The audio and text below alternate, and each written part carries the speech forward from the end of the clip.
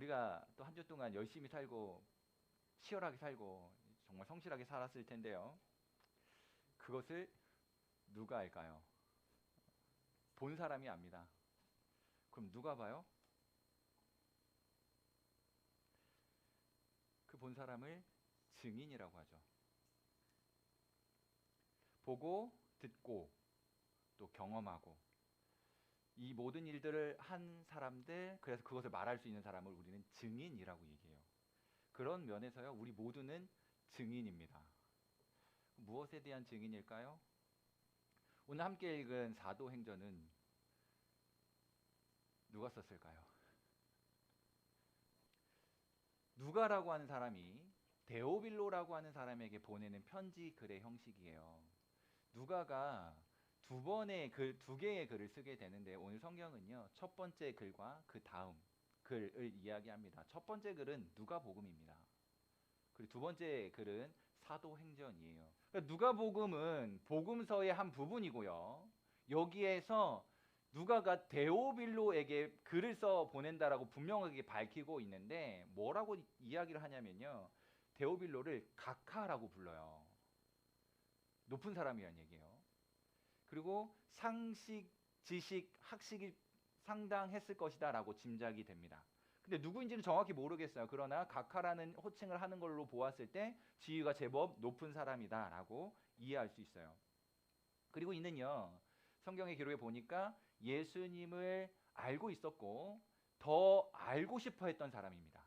그래서 누가가요, 본인이 경험했고 또 본인이 보았고 했던 일들을 글로 적어서 데오빌로 각하여 하면서 보내는 거예요. 누가도 역시 증인이었다는 거죠. 본인이 보고 듣고 경험했던 것들을 전해주고 있으니까요. 그렇게 전해준 이후에 두 번째 글인 사도행전을 보내는 겁니다. 누가복음에는요, 예수님께서 십자가에 죽으시고 승천하시기까지의 일이 기록되어 있어요. 그리고 이제 사도행전에 보면 승천하시기 전 40일 동안 이 땅에 머물면서 하나님의 일들을 가르쳐 주셨는데 그 일들에 대한 이야기가 담겨져 있습니다. 그리고는 내가 너에게 약속한 성령을 보내줄 것이니 예루살렘을 떠나지 말라라고 당부를 하고요. 그리고 이제 예수님께서 하늘로 올라가시는 거예요. 그 장면을 우리가 말씀을 통해서 읽은 거예요. 제자들이 하늘로 올라가신 예수님을 막 보고 있으니까 흰옷 입은 두 사람이 나타났다라고 말하죠. 나타나서는 너희가 본 그대로 오실 것이다 라고 가르쳐 줍니다. 그러면서 예수님께서 하신 말씀이 있죠. 오늘 8절 말씀이에요. 오직 성령이 임하시면 어떻게 돼요? 권능을 받아요. 그리고는요, 예루살렘, 유대, 사마리아, 땅끝까지 이르러서 뭐가 된다고요? 증인이 된다고요. 예수님의 증인이 된다라고 말씀하고 있습니다. 이거는요, 내가 선택적으로 뭐 하는 게 아니고요, 성령이 임하시면 강권적으로 그런 일들이 일어나게 되는 거예요. 1886년 무슨 일이 있었는지 혹시 아세요? 잘 모르죠. 잘 모르죠. 우리 역사를 좋아하는 친구들도 있을 텐데 1886년은 병인년입니다. 그럼 혹시 기억나는 거 없으세요? 흥선대원군이 집권하고 3년차 되던 때 병인 박해가 일어납니다. 무슨 일이냐면요, 천주교를 믿었던 사람들이 막 늘어나게 되는 거예요. 조선 땅에 천주교를 믿는 사람이 막 많아지게 된 거예요. 정치적인 이유로 흥선대원군이 탄압하고 박해하기 시작합니다. 그때에 프랑스에서 12명의 선교사가 들어와 있었는데 9명을 무참하게 처단을 해요.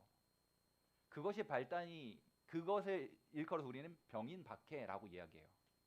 그것이 발단이 돼서요, 얼마 안 있다가 프랑스 함대가 들어와 가지고 전쟁이 일어나는데요, 그것을 병인 양요라고 말하죠. 그 일이 있던 7월에 무슨 일이 일어나냐면 대동강변에서 영국의 한 청년이 26살의 나이로 피 흘리며 죽어가고 있었습니다. 미국의 상선이었던 제너럴 셔머노가 대동강을 거슬러 들어오게 되는데 흥선대원군의 쇄국 정책 때문에 입항하지 못하고 있었어요. 문호를 열어라 라고 상선이 이야기했지만 그러지 않았습니다. 그러다가 이 배가 좌초하게 됐어요. 좌초된 배를 향하여, 목선이었겠죠. 좌초된 배를 향하여 불화살을 날리고요. 그 배는 불이 붙어서 타기 시작했습니다. 살아남기 위해서 그 배 타고 있었던 선원들과 통역관으로 있었던 한 청년이 강물 속에 뛰어들었어요. 그리고 가까스로 이제 강변에 올라왔겠죠.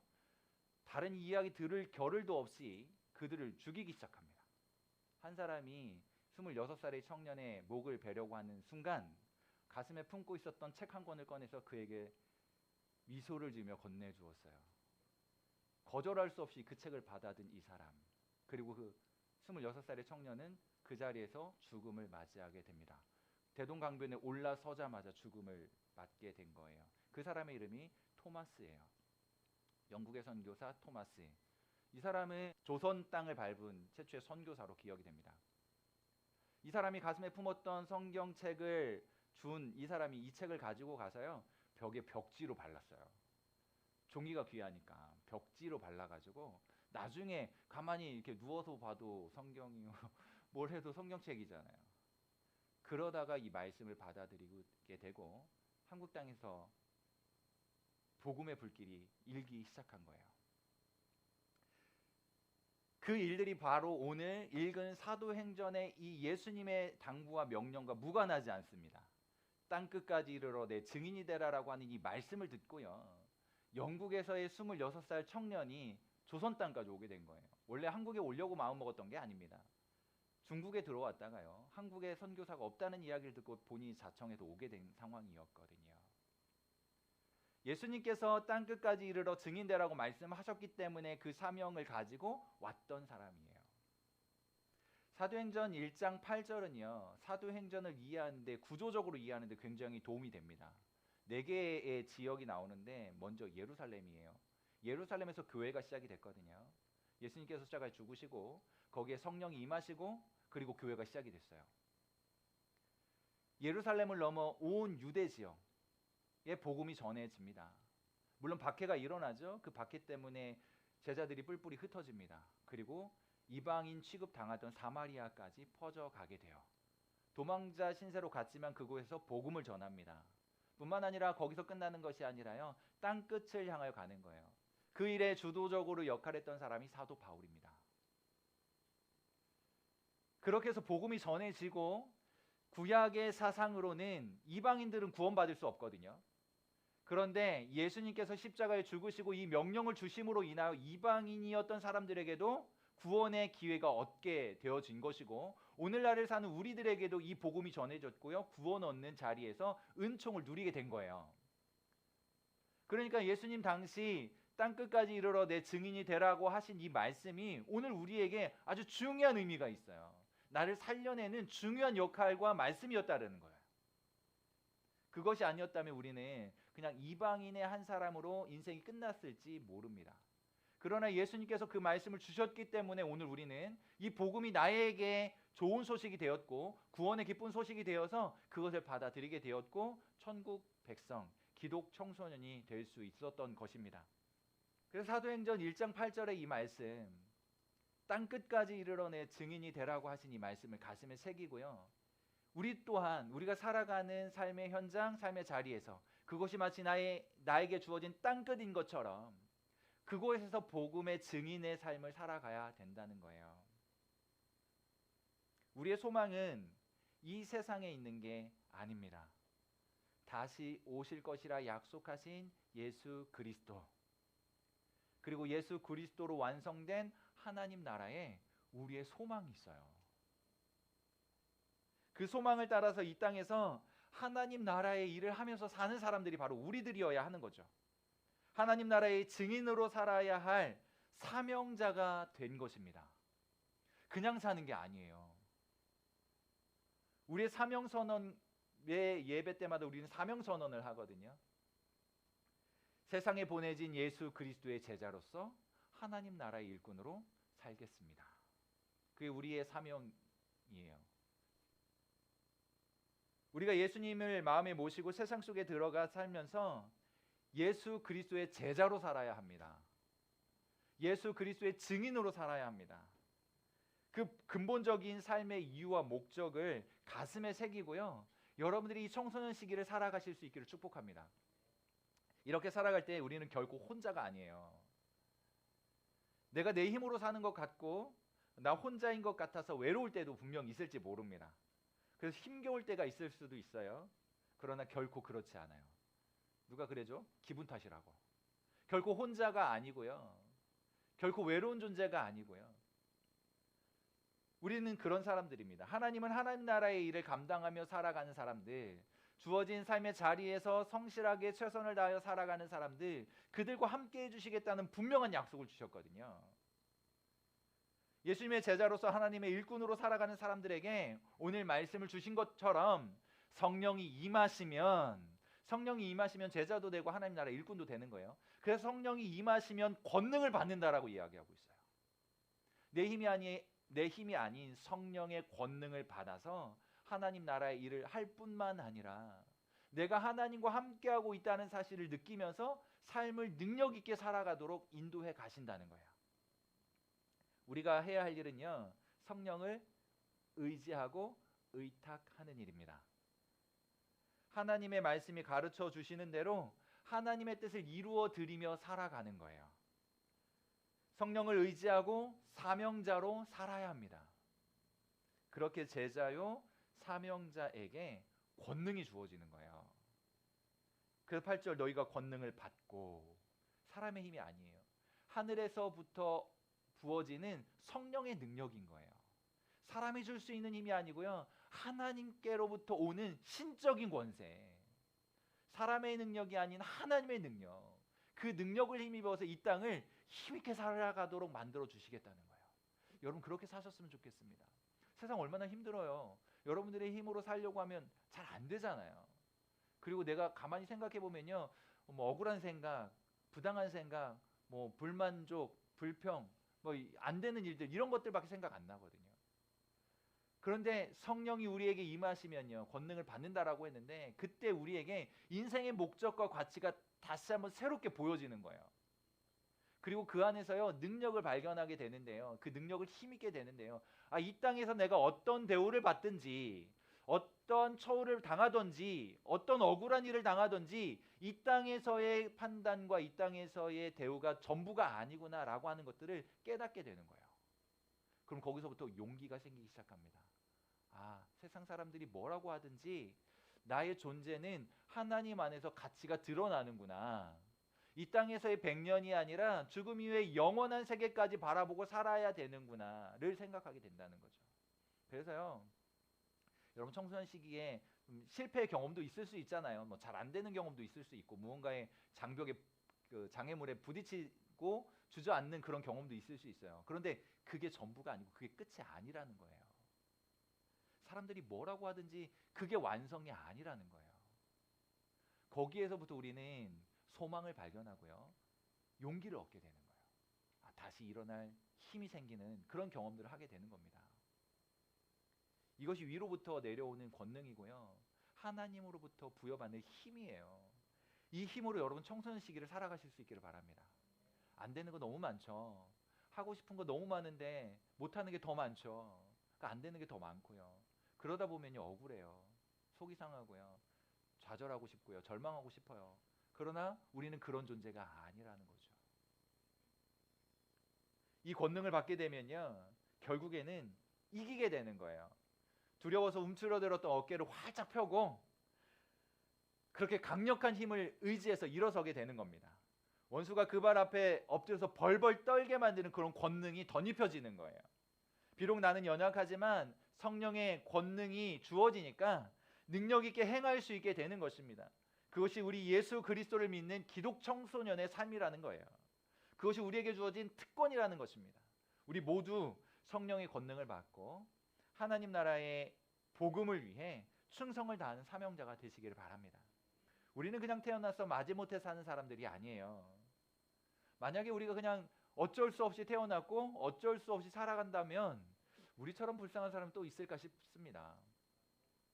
이 땅의 100년의 세월을 위해서 땅에 머리를 쳐박고 이 땅에서 막 이렇게 살아가는 게 아니고요, 그렇게 살면 정말 초라한 인생으로 끝날 수밖에 없어요.